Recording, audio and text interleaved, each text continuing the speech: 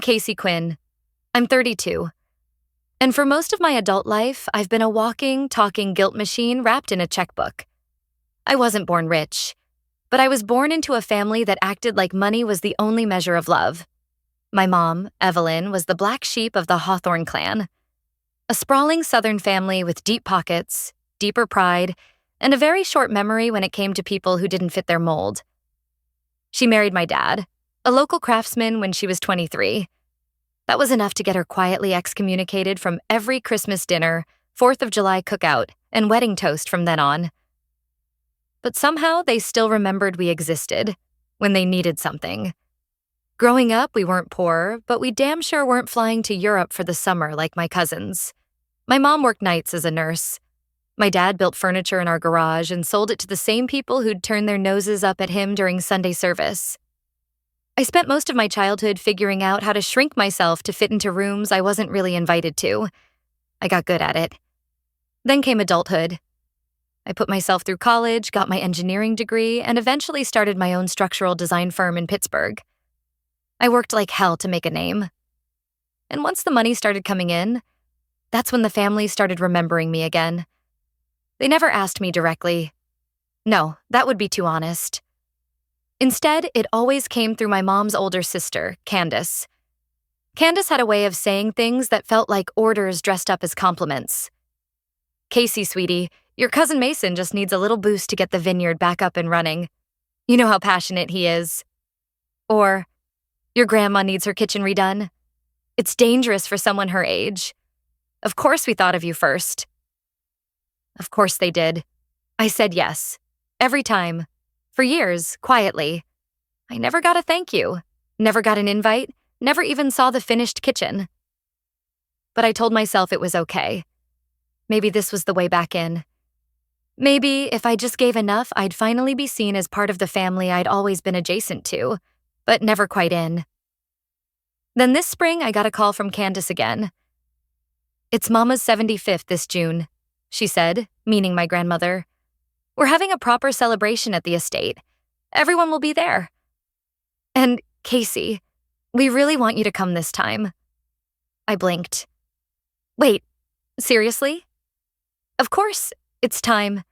You've been so successful, and Mama's always wanted to see you again. Maybe bring something meaningful, something special, just from you." That night, I sat on the floor of my apartment and cried like a kid. For the first time, I let myself believe I had a seat at the table. I went all out. I spent nearly $3,000 commissioning a hand-stitched leather recliner from a workshop in Florence. Not just because it was fancy, but because it reminded me of the way my grandmother used to sit in her rocker, humming and knitting in the afternoons before she got too stiff to move around much. I picked the perfect card. Had the chair shipped straight to the estate. I even planned a surprise. A bottle of 17-year-old bourbon from Kentucky, something my grandfather once claimed was better than love. I took off work. I drove 6.5 hours. I wore my best suit. I even got a haircut. When I pulled up to the gates of the estate, I felt scared, but hopeful. For once, I wasn't there to pay. I was there to belong. The security guard checked his list, frowned. "Name?" "Casey Quinn." He flipped a page, looked at me again. "I'm sorry, ma'am. I don't have a Casey Quinn on this list." "Oh no, there must be a mistake. I'm Candace's niece, Evelyn's daughter. I sent a gift ahead of time. She told me..." He stepped back and pressed a button on his earpiece. Muffled words. Then, "I'm gonna need to make a quick call. Just a minute." 2 minutes later, he returned with another man. This one older, suit a little sharper. "Ma'am," he said flatly, "we've been told to only admit direct family and their invited guests." "I am family," I said. My voice was shaking, not from anger, yet, but from disbelief. He didn't blink. "They said you're not one of them." I stood there, heat rushing up my neck, heart thudding. A car pulled in behind me, my cousin Mason. He looked me dead in the eye, and then turned his head like he hadn't seen a damn thing. That was the moment. That was the second I realized I hadn't just been forgotten. I'd been erased, and I wasn't going to pretend I didn't see it anymore. The drive back to Pittsburgh that night felt like I was sleepwalking through traffic. I don't even remember merging onto the freeway. The bourbon sat untouched in the passenger seat. I kept glancing at it like it could explain what the hell had just happened. They said you're not one of them. The words looped in my head like a scratched record. Not one of them. After years of bending backward, wiring money, covering for failed business ventures, I didn't even get a thank you card for not one of them. I got home around midnight. Didn't bother turning on the lights, just sat on the edge of my bed, shoes still on, blazer still buttoned. The chair, the custom Italian recliner, was probably already sitting in their sunroom, unwrapped and unclaimed. No note, no name attached. I imagined Candace smiling sweetly as someone asked who it was from. Oh, just a family friend. Maybe. Or worse. No idea. It just showed up.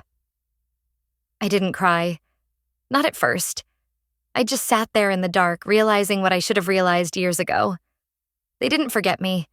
They'd decided to erase me, and I'd helped them do it.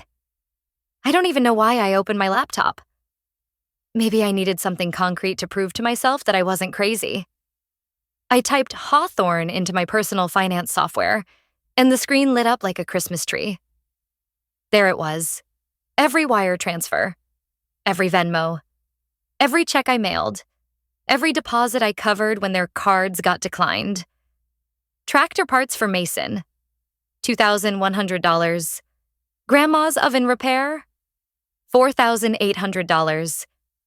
Candace's salon loan. $12,000. Medical bills that somehow were between insurances. $3,700. Bourbon, plus gas, plus suit, plus chair. $3,300. Total, $35,235.41. I stared at the number. My first thought? I could have taken a trip to Japan, paid off my car, bought my own damn recliner in every color they make. Instead, I had nothing. No seat at the table, no photo in the hallway, not even a slice of birthday cake. My phone buzzed around 1 a.m. It was a message from Candace. Hey, hon.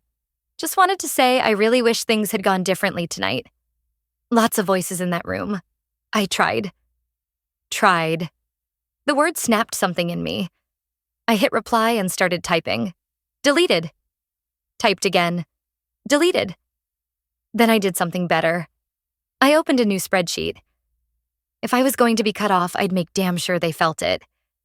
I called my lawyer the next morning. Not to sue anyone. I wasn't interested in court.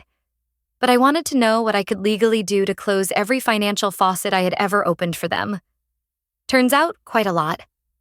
None of the payments I'd made were formal gifts. No contracts, no signatures, no tax filings. Most were sent through my business account, labeled as short-term loans or family contingencies. My lawyer smiled as he scrolled through the files. You've got more paper trail than half my small business clients, he said. By noon, I'd written a cease and desist letter to Candace, requesting immediate reimbursement of the $12,000 I'd loaned for her spa. I emailed Mason a copy of the receipts for the tractor parts and asked for payment within 30 days. And I filed a transaction dispute with the delivery company for the chair because they'd refused entry to the buyer. But that wasn't the part that made my hands shake. The part that stopped me cold was when I pulled up my credit card statement from that weekend. Just to check something. There it was. June 17th, $842.49. The Vintage Room, Charlottesville. It was the wine bar right next to the estate. Timestamp, 7:32 p.m. Card used. Mine. I hadn't gone there. I was on the road by 6 o'clock. So who the hell used my card? I clicked to expand the transaction. The card was one I'd let Candace borrow temporarily last year to help with her bookkeeping software. She swore she'd destroy it after. She hadn't. And apparently the Hawthorns decided to toast my generosity on my dime. After telling me I didn't belong. My jaw locked. So this wasn't just emotional betrayal anymore. It was theft. I didn't sleep that night. You'd think finding out your own family used your credit card to fund their little post-party celebration after having you kicked out would send you straight into rage mode. But it didn't. Not yet. It was worse than that. I felt hollow, like something inside me had shut off completely. I sat at my kitchen table, staring at the charge from the vintage room, letting the image burn into my brain. My uncle's clinking glasses, my cousins laughing, my grandma raising a toast in that warm, low-lit bar while my card quietly footed the bill. They had the gall to drink on me while I was halfway back to Pittsburgh, driving through the dark with nothing but a bottle of bourbon and a $3,000 wound in the shape of a chair. But what hit hardest wasn't the money. It was the realization that they weren't sorry. They didn't even think they were doing anything wrong. I needed clarity. So the next morning, I called the bar pretending to be Candace's assistant. Said I was reviewing charges for tax purposes and needed a copy of the receipt. The bartender, bless him, didn't even blink. He pulled it up in seconds. Table for 8, a bottle of 2010 Bordeaux, oysters, charcuterie boards, paid with card ending in 2917, my card. I asked if there was a name on the reservation. There was. Candace Quinn. I stared at the phone like it had slapped me. She didn't just use my card. She used my last name. Somewhere in the back of my mind, a switch flipped. I opened a fresh Word document and started typing. Subject line: Final notice of revocation of financial access. Casey Quinn. By noon, I had a bullet-pointed list of every transaction, every informal loan, every account I had co-signed, every family card still active under my name. I printed it all out, 10 pages total, and started drafting formal withdrawal letters. Then I went a step further. I emailed my accountant and asked for a full audit of all family-related deductions over the last 5 years. Told him I suspected I was being taken advantage of, and I wanted a record of everything. By 4 p.m., my phone started blowing up. I'd frozen Candace's card. 10 missed calls, 2 voicemails, 3 texts that started friendly, then escalated real fast. Did you cancel my card? You could have just talked to me, Casey. You're seriously being a child right now. Child. That did it. I sent a group email to every single family member who'd ever received money from me, titled simply, Effective Immediately. It was short, professional, cold. I informed them that all financial support was terminated, all future expenses would be declined, and any attempt to access shared accounts would be considered unauthorized use. I hit send. Then I turned off my phone. And for the first time in months, maybe years, I went outside for a walk. Not to escape, not to think, but just to breathe. The next day, I received a call from the shipping company that had delivered the leather chair. Ma'am, the woman said cautiously, we're calling to confirm the return pickup you requested. I blinked. I didn't schedule a pickup. Well, she hesitated. Someone at the delivery address called in last night and asked to return the item, said it was a mistaken gift. I felt the blood drain from my face. Mistaken? Yes, ma'am. They said you'd sent it in error. The person signed for it under the name Candace Quinn. My stomach dropped. Can you send me a copy of that request? I asked quietly. She did. The signature was clear, confident, slanted right. Candace had tried to return the chair. The same chair she told me would mean so much to Grandma. The same one I poured my heart into picking. She had the gall to return it for store credit. In my name. That was the moment I stopped seeing them as family. They weren't people who misunderstood me. They were people who used me, rewrote the narrative, and cashed the refund without flinching. When I tell you something snapped in me after that chair incident, I mean it didn't just snap. It splintered. And when something splinters, you can't put it back the same way. I'd spent years thinking if I just gave enough, proved myself enough, softened my voice enough, they'd let me in. Turns out, you can't buy your way into a family that already sold your spot to someone else. So I stopped apologizing. For everything. The next morning, I walked into my office. Not my apartment, my office. Because while they were busy passing champagne and pretending I didn't exist, I was running a six-figure structural design firm from scratch. And that day, I wasn't just showing up for work. I was showing up for war. First thing I did, I sat down with my legal consultant, Alice. She's sharp, fast-talking, and used to dealing with messy business disputes. I handed her a thick folder of everything. Screenshots, receipts, emails, that forged return form Candace signed when she tried to send the chair back for store credit. She looked at the name.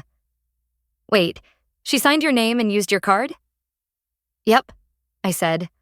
And I have the timestamp, voice recording from the delivery service, and a paper trail going back 5 years showing exactly how much they've bled me. Alice didn't blink. You want to sue? I hesitated. No, I said. I want something better. I want to make sure they never get to rewrite this narrative again. So we built the file. We didn't threaten, didn't posture, just made it clean and professional. A formal notice addressed to each of them, Candace, Mason, my aunt and uncle, detailing the misuse of funds, unauthorized charges, and fraudulent signature. It was firm, not vicious, legal, not emotional. And I didn't stop there. I booked a press interview.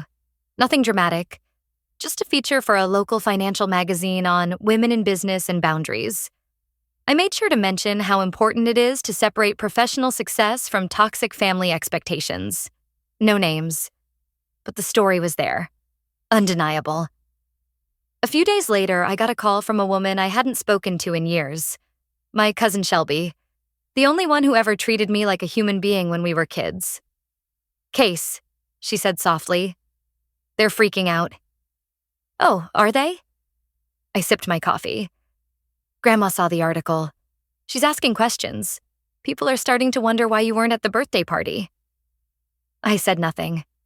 I didn't have to. That weekend, I drove to the estate again, but not for them. I'd gotten a call from Grandma herself. She said she wanted to talk. Alone. She sounded old. Older than I remembered. Her voice had that fragile quiver that people get when they've lived long enough to see through the masks everyone else is still wearing. When I arrived, she was waiting on the porch. No wine, no crowd. Just her and a folder in her lap. I'm sorry, she said the second I sat down. I should have spoken up sooner, but I thought you knew. Knew what? She handed me the folder. Inside was a letter, handwritten with her signature, dated 5 years ago. To my granddaughter Casey, you've always stood apart from this family. Not by choice, but by strength. You see things clearly. You don't pretend. And I know what it's cost you. That's why I'm leaving this to you. Attached was a deed. To the guest house behind the estate. The same one I used to play in as a kid. The one they converted into an Airbnb 2 years ago. The one Candace had claimed she managed for extra family income. My name was on the deed. It had been mine for 5 years. They never told me. Never even mentioned it.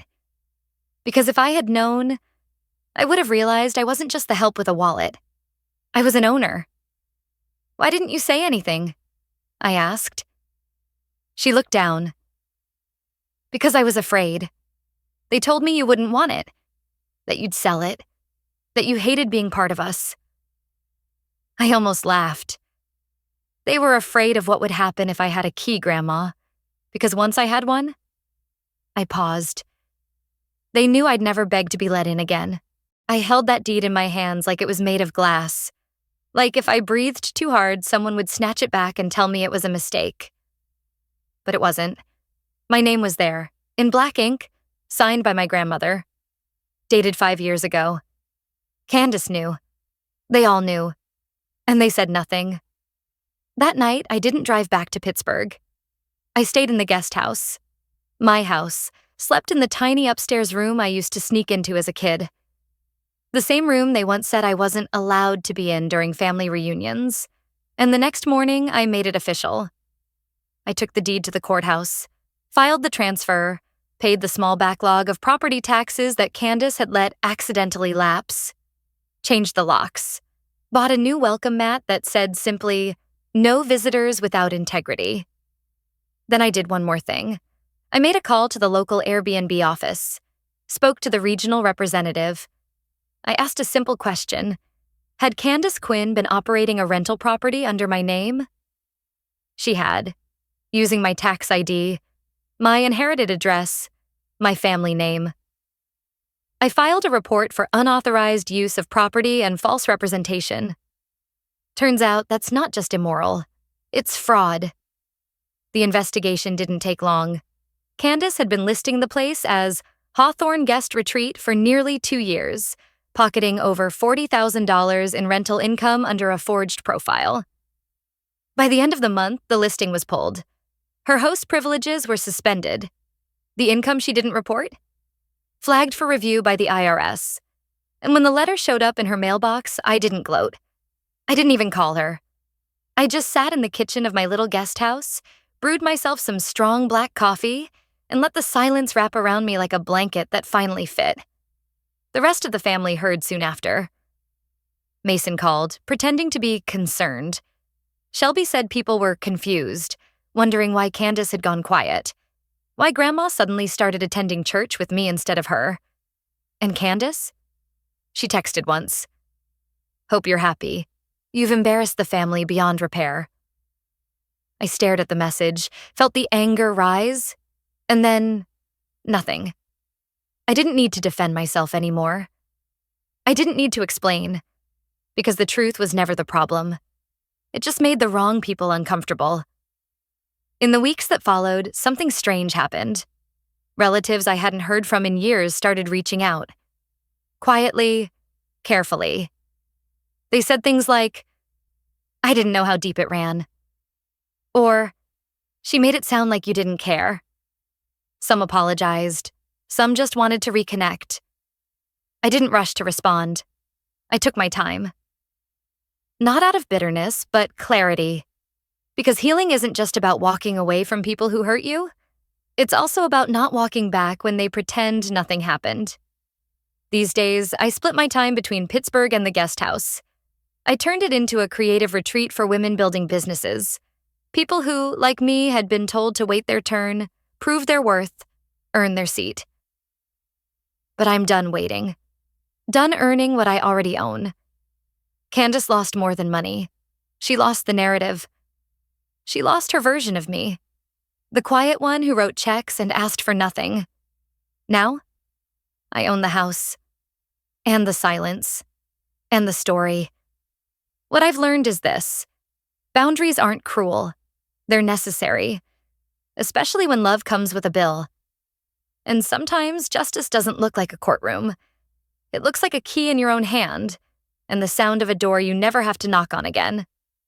If you've ever been made to feel like a guest in your own family, like your worth was conditional, transactional, I hope you'll share your story too. Drop it in the comments, I'll be reading. And if this hit close to home, you're not alone. Stick around, I've got more to say.